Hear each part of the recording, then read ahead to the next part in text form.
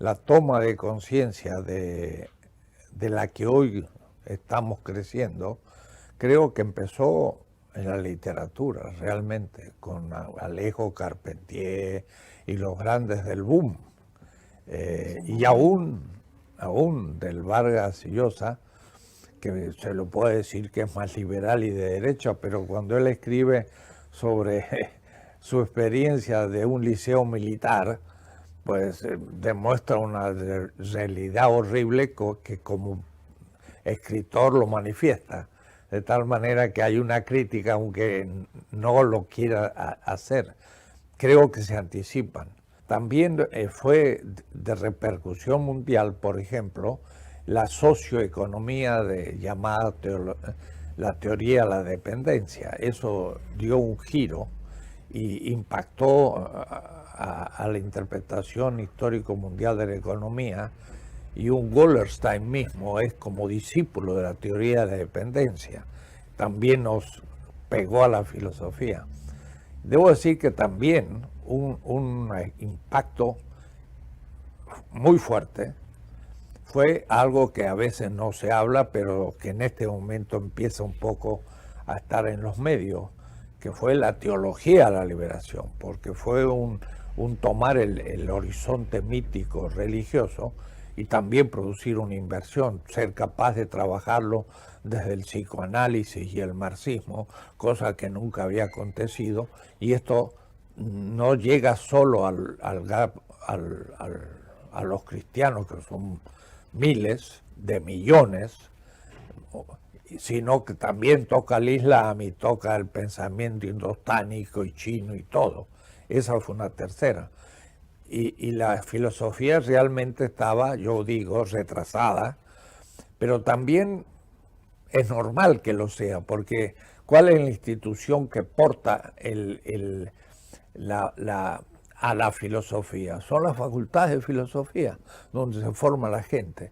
Y esto casi siempre son universidades federales, y cuando son federales, o es decir, nacionales públicas, depende muchísimo el gobierno que haya. Y mire, cuando hubo las dictaduras y yo tuve que salir de Argentina, me quedaban 3 países para ir: Colombia, Costa Rica y México, y todos los demás estaban bajo dictadura, y bajo las dictaduras mal podía la filosofía respirar, porque eran eliminados los profesores o echados a la calle. Mire, Chile,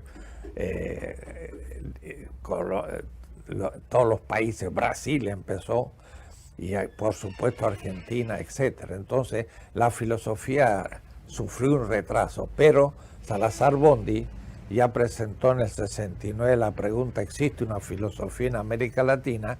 Y de ahí agarramos el tema. Y yo creo que la filosofía de la liberación es justamente la respuesta al tema, y se originó en Argentina, aunque la Argentina mismo no lo reconoce ni lo sabe. Y el trabajo de los exilados siguió desde esa experiencia fundamental que se cumplió aquí y que se expandió por otras partes, ¿no?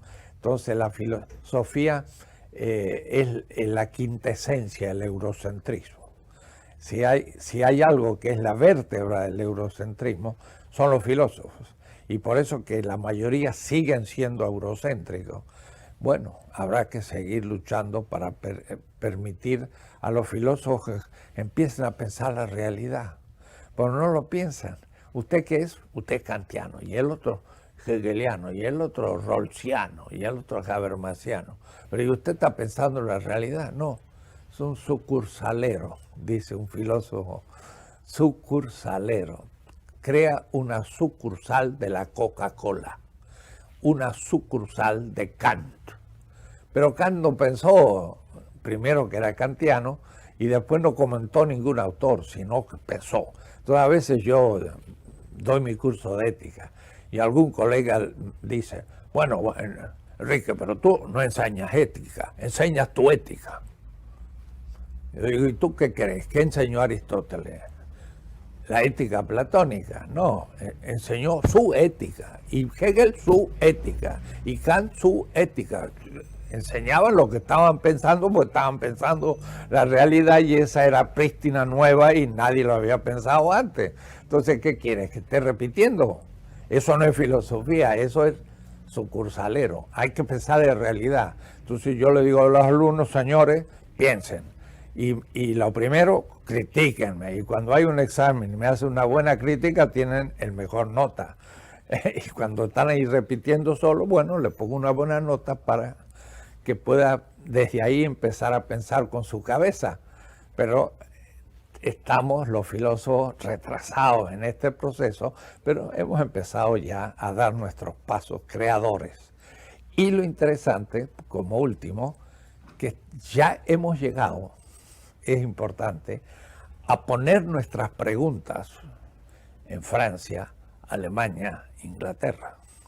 Hay una nueva generación filosófica de 35 años que ya se pregunta qué es el eurocentrismo, y desde la crítica al eurocentrismo, Europa empieza a reinterpretarse, porque el problema es que el eurocentrismo no es que nos interpretan mal a las colonias, es que ellos también nos interpretan, no saben lo que son. Entonces ya está un gran hasta entusiasmo en los lugares más avanzados, Berlín, Frankfurt y demás, que se están planteando el problema de la descolonización epistemológica. Es la primera vez en la historia que los latinoamericanos ponemos preguntas a la filosofía europea y norteamericana. Estamos ya en ese nivel. Y yo creo que 1 o 2 decenios entramos a discutir los temas de igual a igual.